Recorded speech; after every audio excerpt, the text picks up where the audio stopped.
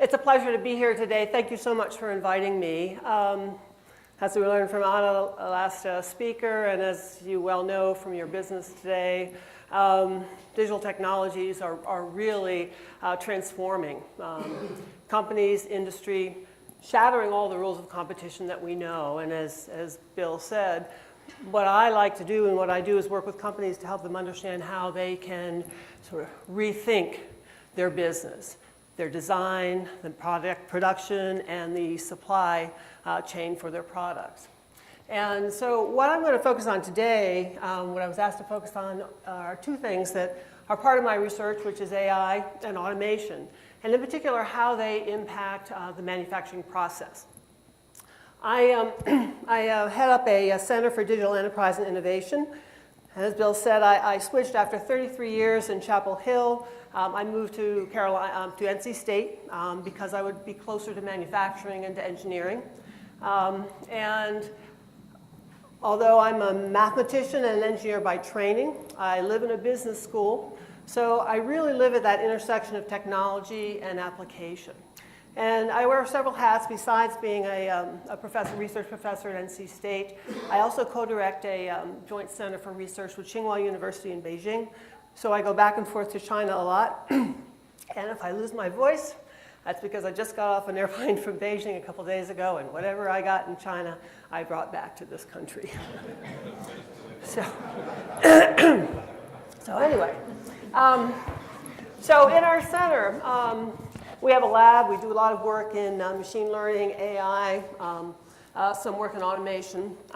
These are some of the tools that we adopt, we develop, and we implement with our corporate partners.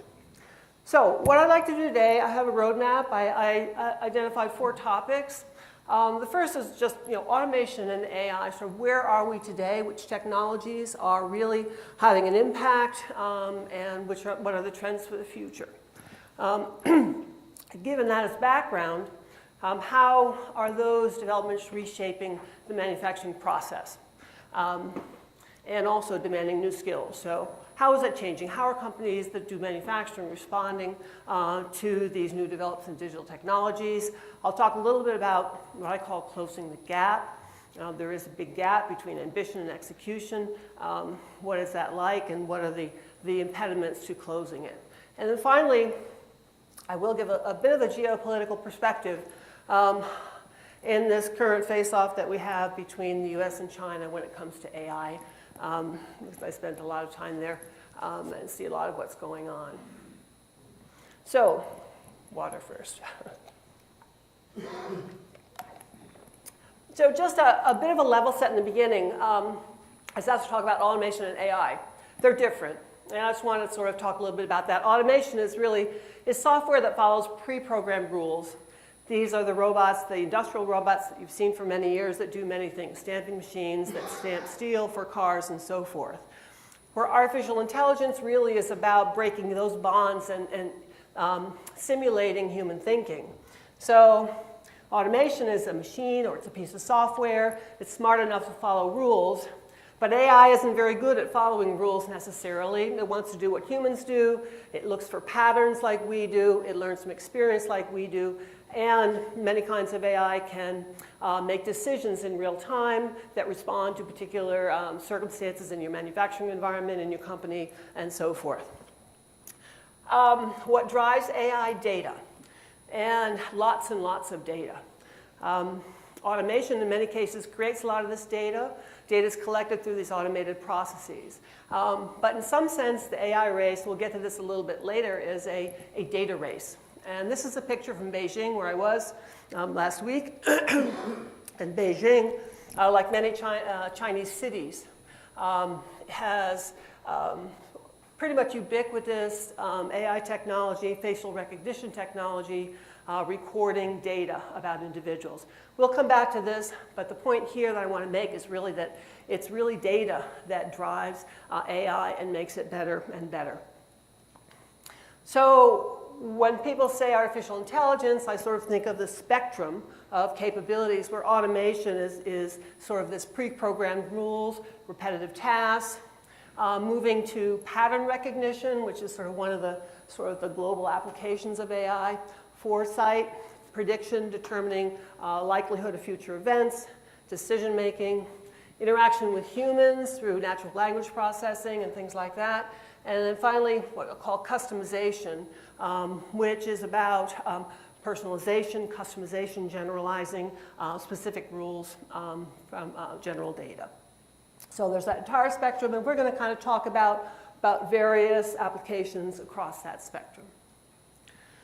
So probably the birth of modern AI, anyway, goes back to 1947, and many of you may know this, when Turing wrote an article, Computing Machinery and Intelligence, and where he set out a test for AI, simple test, whether or not an individual could tell behind a curtain on a computer whether or not a machine or a human being was responding to questions. And forms of that test are actually still used today. But I put this up here because I want to make the point that the artificial intelligence, the goal is not to reverse engineer the human brain or to create a machine that's in the likeness of the human brain, but it's rather to imitate intelligent human behavior. And I think sometimes that message gets lost when you think about what artificial intelligence really is and how it can be applied. So AI is like this big. It's very broad. So I wanted to try and put a little perspective on the historical development and then the technologies that were developed over time. Probably there was a conference at Dartmouth in the 50s where AI was, in sense modern AI was born. And there was this first boom and excitement. There was a chat box, there was Eliza. And that lasted probably for 10 years. And then in the 70s, we came into something called the first AI winter. And what happened was that we couldn't progress any farther because we were limited by our hardware capabilities. So we had this winter, some things happened, Shaky the Robot was developed, but basically AI and the excitement that was generated initially really died. As our hardware got better and better, we moved into a second AI boom, which was, I guess, captured by this idea of knowledge representation, this idea of expert systems. You remember the movie with Hal, right? Which is this idea that we are going to put lots of knowledge, right, inside this box to represent all the knowledge of a human being and use that knowledge then in ways that were intelligent. Excuse me. So that was a bit of I won't say a dead end. There were other sort of roots that were shooting out from AI, but after that we entered what was I'll call our second AI winter.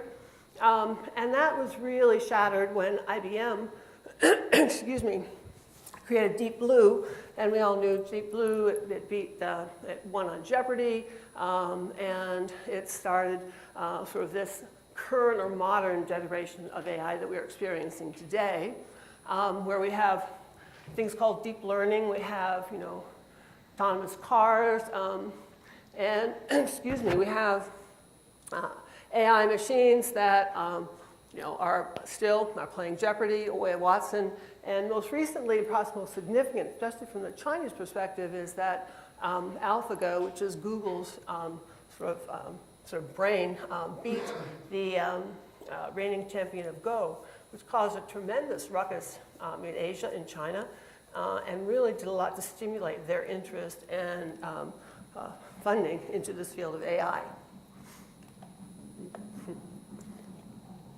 I apologize. So, as you sort of look at the spectrum, there are many different techniques that fall under this umbrella AI that were developed from the 1950s through today. Starting out in the 50s, something called AI as search, the perceptron. We had clustering and decision trees, but typically rule-based systems dominated in the 70s. Machine learning, with a technique called backpropagation, which is still the basis for a lot of what we do today, was invented, and it powers support vector machines, convolutional neural nets, deep learning, even today. In fact, my own personal view is that we really need a breakthrough in AI in order to make significant gains in the future. We're still relying on some technologies that are at least 30 years old, in some of the work that we do. And most recently, you hear a lot about cognitive computing. And cognitive computing, well, I'll get to that in a minute, but cognitive computing is it is what is approaching more of what people think of as general intelligence, human intelligence. I have a slide about that in a minute. But I'm sure you've all heard about deep learning. Is there anybody who has not heard the word deep learning? It's in the press quite a lot. And it's had very good results in certain classes of problems, things like image detection, natural language processing, facial recognition, game playing. And it's becoming very popular. It's widely available. There are a lot of tools that you in your companies can take in and play with and use. And there are many big companies that have developed their fortunes around these kinds of technologies. Today, sort of Google, Baidu, Facebook, and Microsoft are all very strong in these areas. Still, there is this vision, this goal of this general intelligence that may evolve. But again, there are some real roadblocks, I think, in my view anyway, to getting there. Deep learning has a lot of challenges and limitations. The image on the left is sort of how we represent a simple neural network. It's some inputs, those red dots, and some outputs, blue dots, and then some hidden layers, structured like the brain. Talk of them as neurons. And they have connections between them, and we build a model that has weights for the various connections, and we sort of determine those weights and optimize and produce the output. Deep learning, even though its name says deep, is not really deep. It's just wide. It just means that you have many, many more hidden layers. And those hidden layers can have many different numbers of neurons vertically. So deep learning, however, as I said before, is very data hungry. It requires lots and lots of data to train. And to give you an example of how far we have yet to go, it takes millions of data points to train some of these image recognition tools. And compare with a young human, a baby, who can learn to distinguish a truck from a bus in maybe just a couple views. It still takes much, much, much, much data to actually train an artificial neural network to do that. So we really have quite far to go. Some other challenges, besides the fact that it's data hungry, is that it can't extrapolate to situations that it hasn't seen yet. So if you teach it to play a game, you change the circumstances of the game, you have to reprogram your network. So it's fragile or rigid in that sense. And it's also what I call opaque. It's a black box, and this is a lot of, although we're moving beyond this. We are developing tools that enable us to have some explanatory power. Generally, these kinds of tools are just black box in the sense you don't know what's going on. You know the inputs, you know the outputs, but the intuition is not necessarily there if you're trying to understand what it really means. So cognitive systems are formed from many different kinds of these technologies that we've been talking about. Physical manifestations like robots, computer vision, natural language processing, speech recognition, rules-based systems, machine and deep learning. So combinations of these technologies are being put together. We'll talk about some later, some of the robotics, for example, into cognitive systems that are starting to approach sort of general intelligence. Robots, as I mentioned, is a good example of a cognitive system. In fact, I come from a machine tool background. My family has a machine tool company, and I do a lot of work in factories. And if you look at, this is a drilling machine on the left. You see them in factories today. On the right, you have a robo-drill, which is a robot that does exactly what that machine was doing. The other machine had a rigid frame, and then you drilled into that piece. The robot holds the drill. The part is quite flexible. And ultimately, we're moving to this true cognitive system where the robot is the physical manifestation, has machine vision, in many cases has natural language processing and can speak, and has flexibility in motion. So I just want to talk about two directions of robot development right now that I think are very important. Two companies, probably two of the biggest ones in the world, are doing this now. KUKA, you may probably have heard of them. They're a German company. They were bought by Chinese just last year. And something I think the Germans are coming to regret. But KUKA is specializing in human-robot collaboration. Typically, robots in factories are in machines, they're in cages, they're dangerous. The arm swings, it hits you, it hurts you.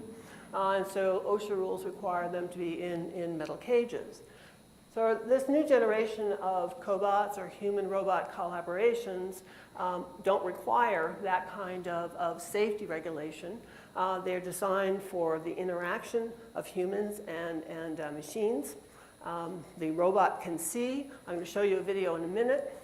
What this does is move manufacturing from a sort of a rigid mass production to personalized production. They're easier to train, they're less expensive, and also easier to use. So this is one of KUKA's robots. I'm going to show you a video, and you'll get a sense, I think, of the difference between the automation of the typical industrial robot and the human-robot collaboration. This robot can see so that it can respond to the hand motions. You'll see that the person who brings the part moves his hands up and down. You can see the robot also responding, trying to understand where the human is going to move his hands so that he can take that part and then perhaps put it onto an assembly line. So let me show that to you right now.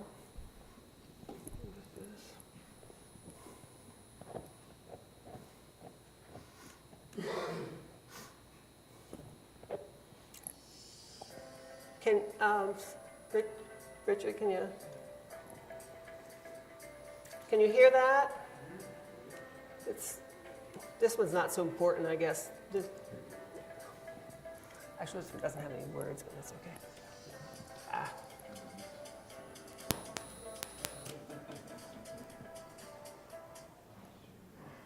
Whoops. There you go. So you can see the robot is visually responding to where the human's hand moves.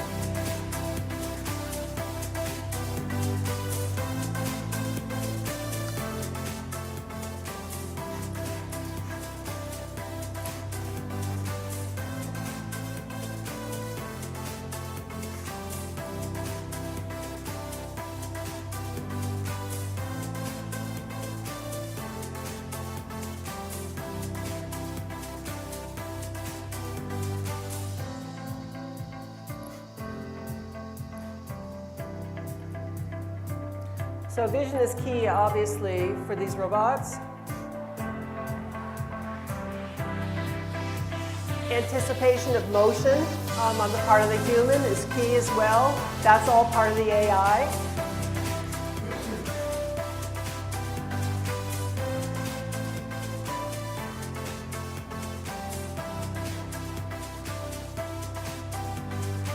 And again, this is collision avoidance. See the robot moving up.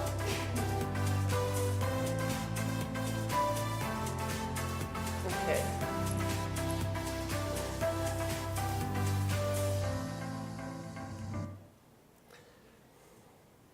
So these cobots are very popular. There's a lot of work that's going on to further develop them.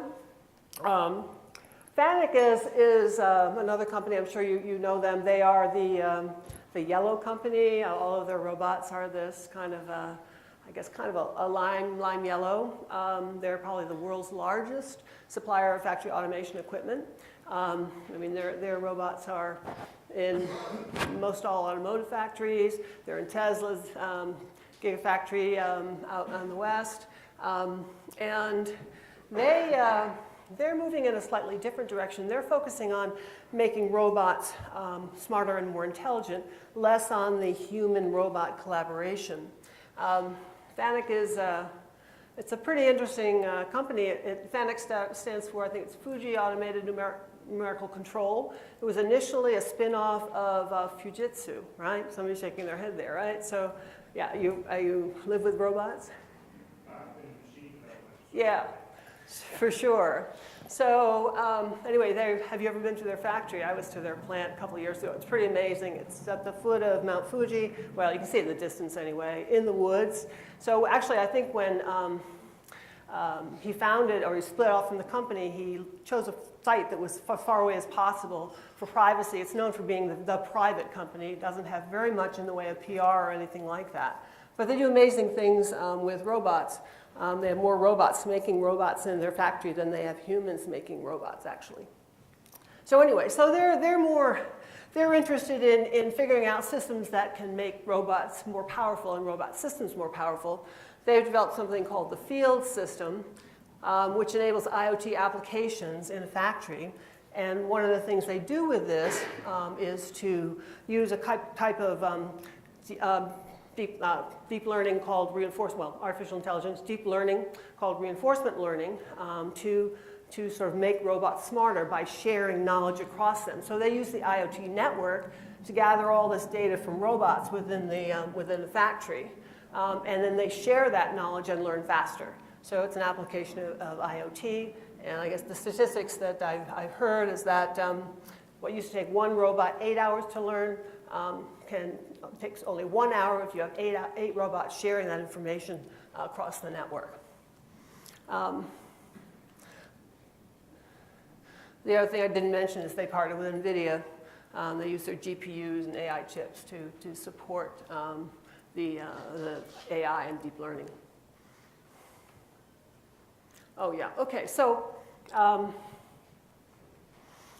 their focus is to try and make robots smarter through learning. And this is an example that a video I want to show you of a FANUC robot through trial and error learning to pick parts from you see there's a pallet there with sort of cylindrical parts.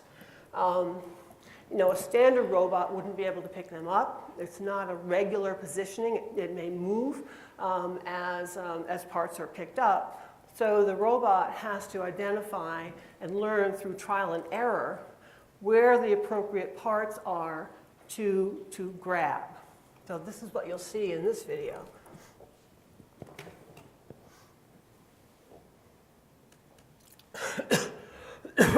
There's no sound in this one, Richard, that's fine. Yeah.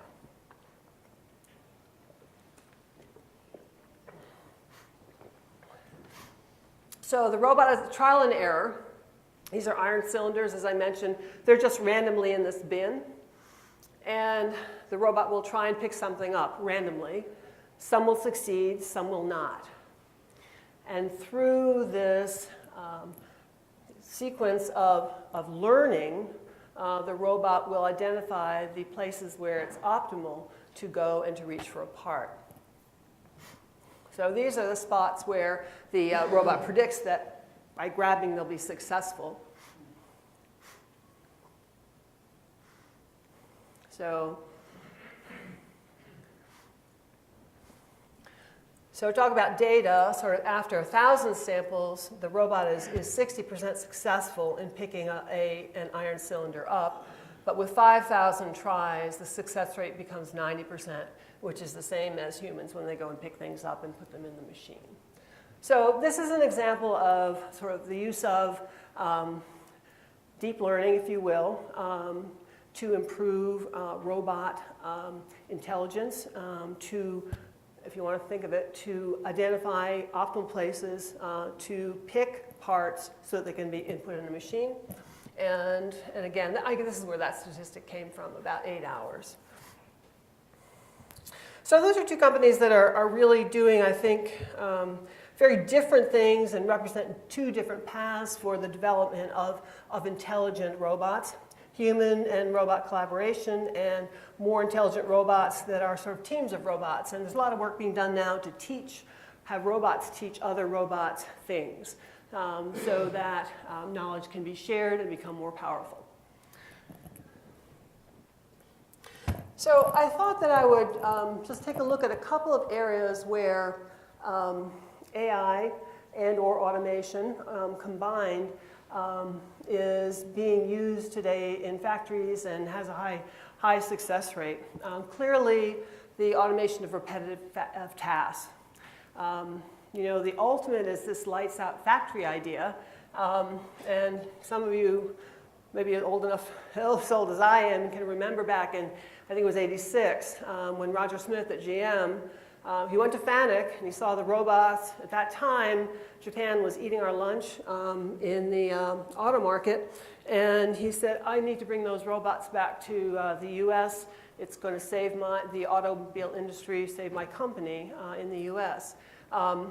So he invested $45 million in dollars of those days. It was a disappointment. It never worked. There were some mistakes that he made. He really didn't understand process. The idea was, I'm going to put a robot where a human was, and that didn't work. He didn't think that he had to rethink the entire process to best understand how to utilize these robots and other things in terms of protocols. But it was a disappointment.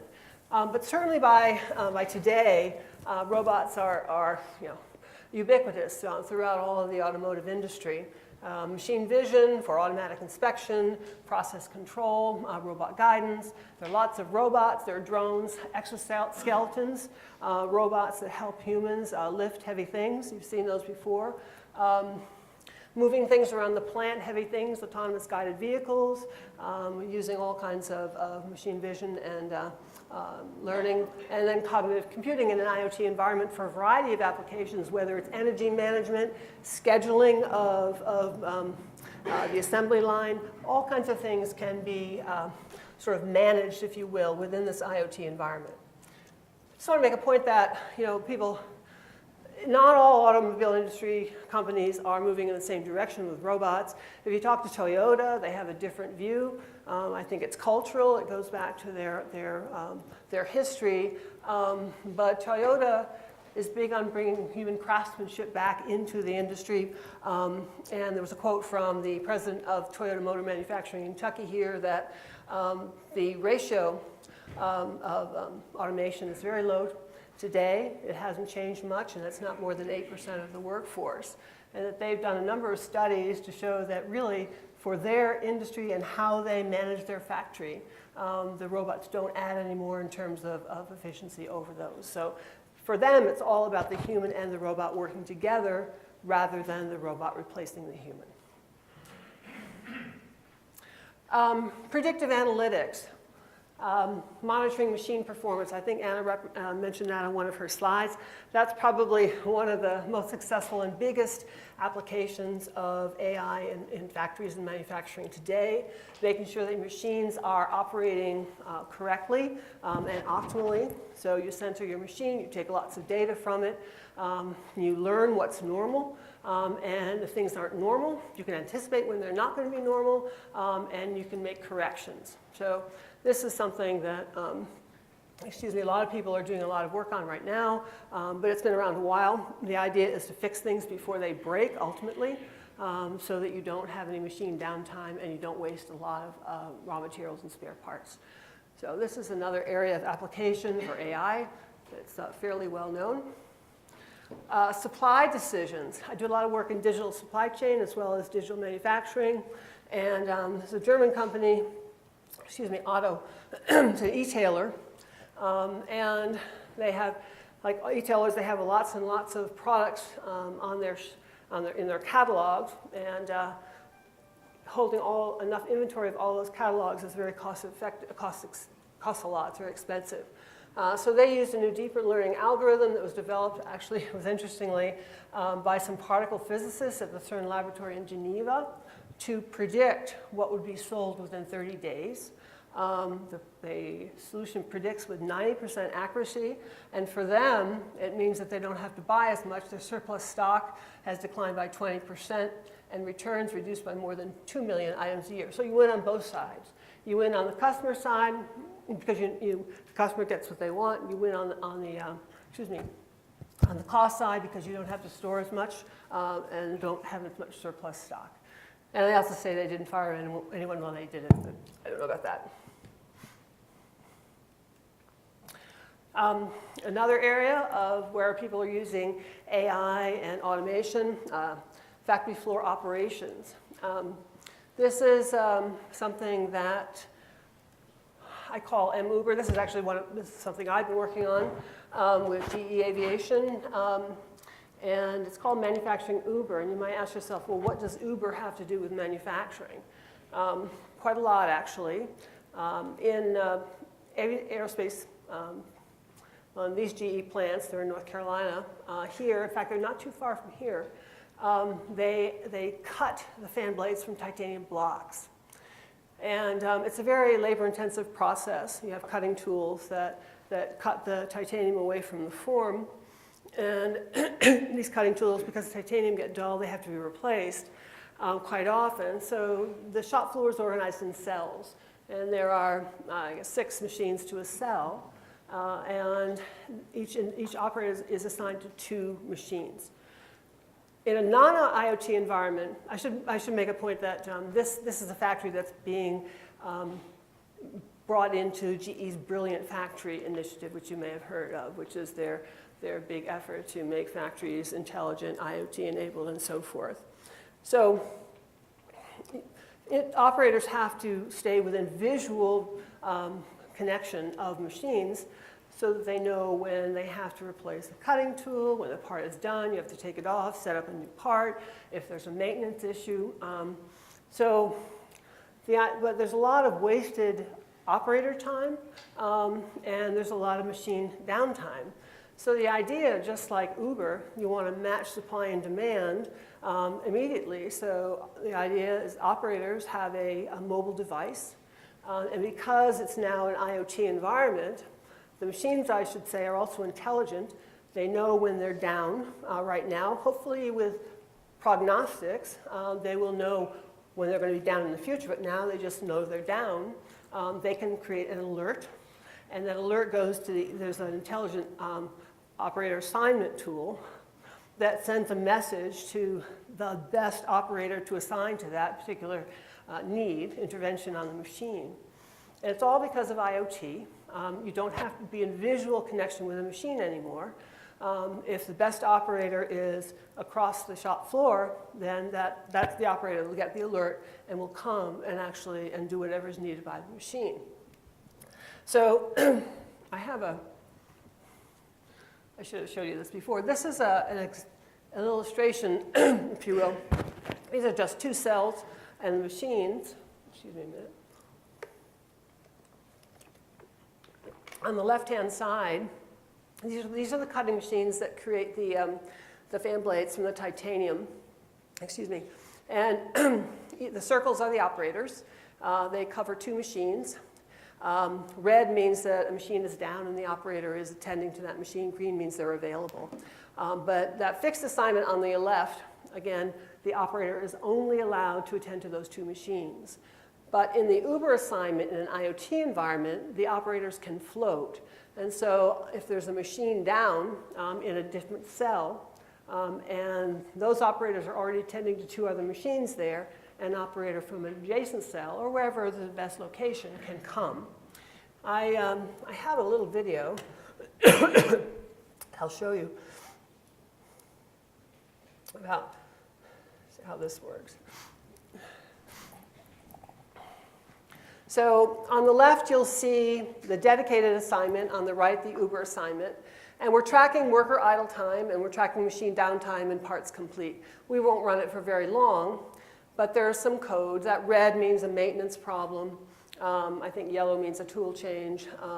Right there, tool change. And so this is in fast mode, but all of these events are happening in a simulation environment.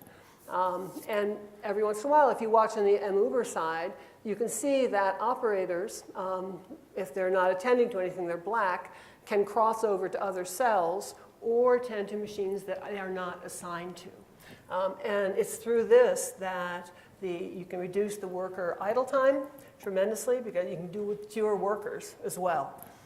So there's a big labor saving and much more uptime, and you can produce more parts. So a good benefit of an IoT environment applied to a factory.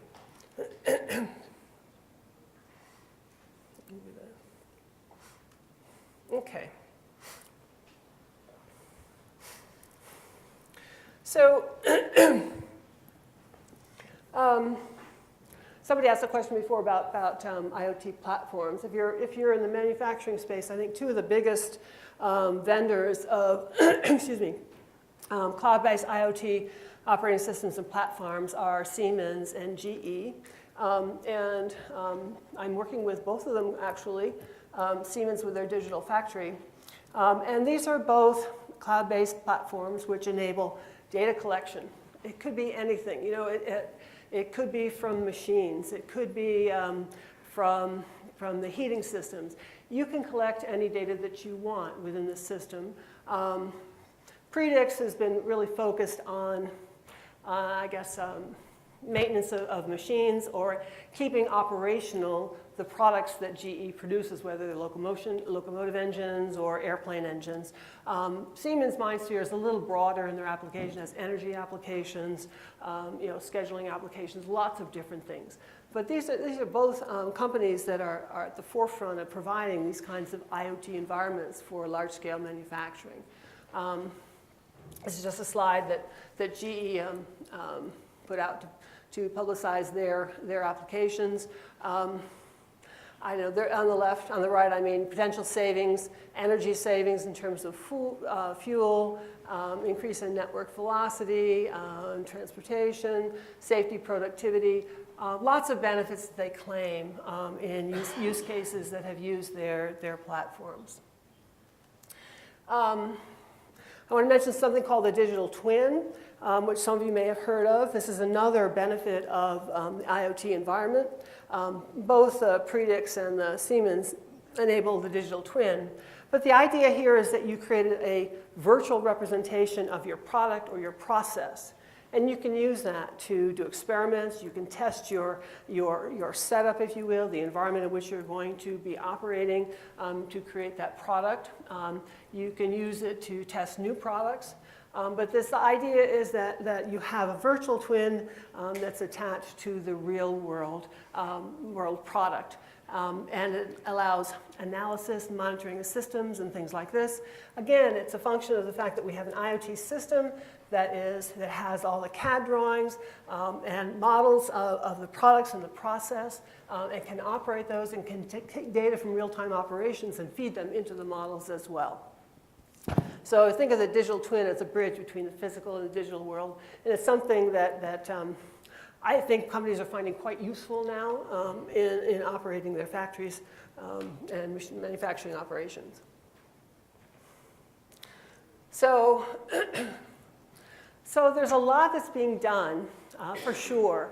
I think the examples that I mentioned, these are sort of categories of applications where there have been a lot of successful use cases. But as this Fortune magazine just in February said, like mainframe computers, artificial intelligence has the potential to transform business. But the key to utilizing it is first to recognize its limitations. And excuse me, there is a big gap between ambition and execution in terms of applying AI. This is something from the Boston Consulting Group. They asked questions of companies, what share of companies are planning to implement AI within the next 3 years, and then what share of companies have fully implemented more than one AI use case. And we're talking about early adopters here. And there is a big gap. Everybody has this vision. They see it as a shiny object, and they want it. But the actual successful use cases haven't really lived up yet, I think, to what the potential is. This looks at the differences globally. I think they're quite uniform, actually. I think nobody stands out as being more successful than others over the long haul. If you look at industry, I think the same thing holds. There's a fair bit of uniformity about the gap between, with respect to the gap between ambition and execution. On order, 20%, right, have had one or more use cases successful, but 90% of everybody wants to adopt AI. Excuse me. That said, I say probably, this is a number that I just, 50% I put up there, because everybody has a different number. But I think the average is about 50%, and it makes sense to me. Typically, 50% of companies achieve success in implementing an AI use case first round. And I think there are 4 enablers that are lacking. Strategy and roadmap. People choose a use case. You have to choose the right use case. It has to be aligned with their digital strategy, and it has to be measurable, right? So I think the key thing is what is the use case that makes sense for your company? And then once you've decided that, the governance model. What's the model for implementation? And top management commitment is essential. What I see happening a lot is people say, oh, we're going to do an AI use case and we're going to make it a sandbox. It doesn't work, right? Especially in an environment, if your company has an IoT environment, this thing has to have top level commitment, and it has to be more than a sandbox exercise. There has to be commitment to it for it to work. Competency of employees is the other issue. I think everybody's having trouble finding people today, especially data analysts and people that have software skills that can actually do the programming that's necessary. And small companies especially have a disadvantage because they can't always spare the fund. They don't have the resources to do it. Excuse me. And they're very much concerned with the day-to-day operation of getting the product out the door. And the last thing is supporting IT infrastructure. So you have legacy systems, and you need interoperability between those legacy systems. And whatever equipment, machines, devices are part of your sort of use case. And so lots of times I think that's not fully understood either. You have to put that IT infrastructure in place. So typically, one or more of these kinds of enablers are lacking in companies that try and implement a use case, an AI use case on their manufacturing floor. And I want to say also, when you come down to it, AI it's an enabler. You don't throw out lean. You don't throw out your other strategies. It enhances those. It's not an alternative to that, and it's not an end in itself, which is part of the reason that Roger Smith's initial foray into robots at the Buick City plant failed. So I just wanted to talk a little bit about jobs. I saw the book that was handed out, because I always get asked that question about jobs, right? So is it a jobs killer? And long term, I don't think it is a jobs killer. There have been predictions of jobs killers throughout history. I just put a few up here. Queen Elizabeth I on the left. She was dead set against the knitting machines that were going to hurt her poor subjects and put them out of work. The Luddites in the 19th century, of course, they didn't like the looms, the power looms that were coming in, because they were afraid to put them out of work. The Qing dynasty in China, they didn't like the railroads because it would put the porters out of work. These things have cycles, and there was a good paper by R.C. Allen in 2009 that looked at a lot of these events over history, and he called it Engel's pause. There's a pause, and it's painful, but the cycle goes on, the technology cycle. I think the thing that scares me right now about the current situation is that things are happening at a much faster scale than they have in the past. Technology adoption and diffusion was much slower then, right? So, but today, things are fast. We have the internet. We have this environment where communications go viral. And the fact that we have such a rapid clock time on that kind of diffusion gives me some pause that there may be, but this has been historical experience, so we'll see. This just a quick look at the evolution of jobs over the last 165 years. People talk about agriculture, and the farmers got put out of business, They certainly did. Back in 1850, they represented at least 50% of the population. But those particular jobs were taken over. A lot more as we moved into the 1900s, administrative jobs. You had the organization that evolved. And so you had secretaries and people that worked in offices. You didn't have those before. So these are all changes that happen cyclically. Again, it gets down to the speed with which things are happening today. That gives me some pause. This was in the, I think it was Business Week Online 2 days ago or 3 days ago, I can't remember. But it's an actual example of a job that people will need are robot maintenance people, right? These people think robots are very, they break, right? They need adjustment, they need attention, like anything else. People say, well, they work all the time and humans make mistakes, they don't make mistakes. They do, they need adjustment. So here's a new kind of job that may come out of the robot era. The other thing to mention is that it's not jobs that are replaced, but tasks. So we need to rethink what jobs mean and what they are. They may have a job may have a different set of tasks than it does now. This particular slide shows the percentage of the change, if you will, in the machine working hours done by a human and a machine over the next, I think this is actually only 4 years, believe it or not. It doesn't say that there. If I didn't, I made a mistake, but I think it's 4 years.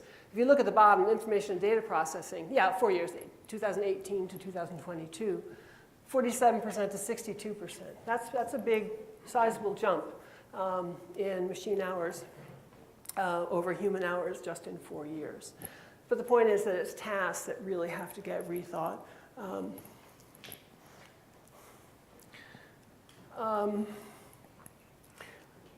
So the other thing that's forcing this is the changing cost structure.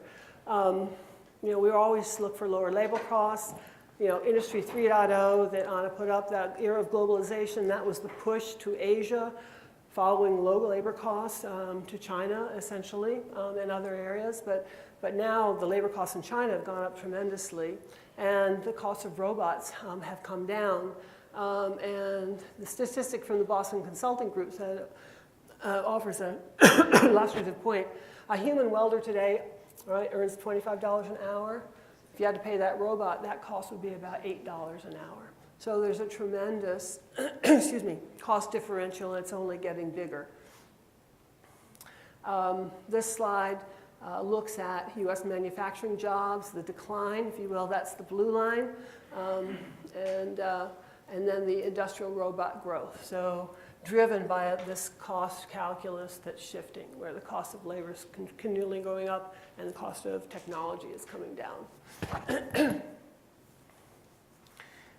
And the other thing I want to mention that's part of this whole transition, it's not just about manufacturing, is that the whole idea of work is being reshaped in the digital economy, right? So the way we contract is being changed. We're so used to this formal economy where you have wage-based jobs, but now we're moving to the gig economy and even informal economy, which is sort of outside the purview of the government and the tax guy. Skills, again, automation, robotics, AI is coming in. It's coming in for the easy stuff first. So what we really need are advanced cognitive skills, problem-solving skills, communication skills, socio-behavioral skills, and the ability to learn and relearn and adapt because things are changing so fast. And in terms of the jobs themselves, there's this polarization. The middle is getting sucked out, these medium-skilled jobs that are being replaced, and high-skilled and low-skilled service jobs, which are person-to-person, are the ones that are staying the longest. So I just want to conclude with a couple of comments, because this is something that I find very interesting, a little bit scary. There's a great book that came out called AI Superpowers by Kai-Fu Lee, who talks about this new space race, if you will, between China and the US, this new AI space race. he makes the point up here that the AI era will reward the quantity of solid AI engineers over the quality of elite researchers. And of course, that's what China is good for. Lots and lots and lots of people that are studying engineering and AI and creating this army. The other thing China has going for it, and I mentioned this earlier, is data. I'm sure you've read this in the newspapers. China has a huge population. It is virtually a digital society today, in many ways cashless. This shows the mobile payment transactions in China, and everything, by the way, goes through the government. Everything, the government sees everything. WeChat, everything. Mobile payment transactions in China are $20 trillion in 2017. Their annual GDP is only 12 trillion. So that gives you a sense of the volumes and quantities of data that are being generated that can be used for many of these powerful tools. And China is set to overtake the US in data generation by 2025. And most of this data is coming from entertainment, internet-connected devices, productivity tools, surveillance footage, as I mentioned before, and some of the metadata that comes with it. It's largely dominated by the government. The government, as you know, has the ability to ask for data from any company, and it's typically given to them. China is building smart cities. All of that information about the smart city, in terms of water distribution, electricity, people movement, all of that is being captured through this smart city framework. And the number of companies have developed, some big ones, Hikvision, they make for surveillance cameras, Dahua Technology, big player in AI. SenseTime is huge. That's the company that does a lot of the facial recognition in China. And one thing I'm going to show you a video right now is that it's not just sort of government and cities applications, but it's also commercial. KFC now has they had a pilot store in Shenzhen, but now I think it's rolled out to more KFC restaurants where you use facial recognition to order and to pay. And all of that information is recorded. And I have a video here, which I'll show you. Quite interesting. This is me using my face to get into a convenience store in China where you can buy food through facial recognition technology.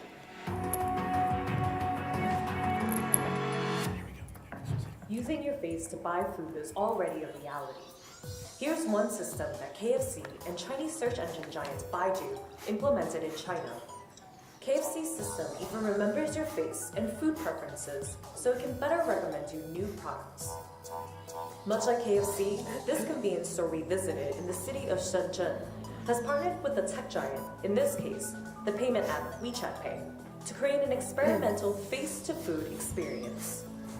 The store, zhou encourages people to play and pay with facial recognition technology. With just your face and a simple thumbs up, the system will deduct money from your linked WeChat account. Okay, my mobile payment, my facial recognition juice. I don't get this. This may feel very dystopian, but facial recognition has apparently been a welcomed advancement in big cities in China. So in China, the facial recognition is quite popular. In some scenarios, we try those face recognition techniques. So you don't have need to bring your mobile phone anymore. You simply show up and you take things away and it will directly be deducted from your account. To grasp how close China is to making facial recognition a reality, you first have to understand how close they already are to being a cashless society. Much of this has to do with WeChat Pay and its competitor Alipay, which both use QR codes to complete transactions. According to Professor Oye, in 2017, mobile payment transactions in China added up to $20 trillion, almost double China's annual GDP. WeChat is what's known as a super app. You can send money, text friends, make dinner reservations, and much more all in one space. And this makes WeChat indispensable to everyday life. 即係話我哋咧，大部分人都係用緊微信，微信支付咧係個好神奇嘅嘢。This is my cousin, a Shenzhen native, and I roped him in to give us his perspective on how ubiquitous WeChat has become. 我平時出去都唔帶銀包，銀包太大隻啦，冇手機咁方便。我手機可以代替到銀包所有功能。QR codes, WeChat Pay, and Alipay have become the norm.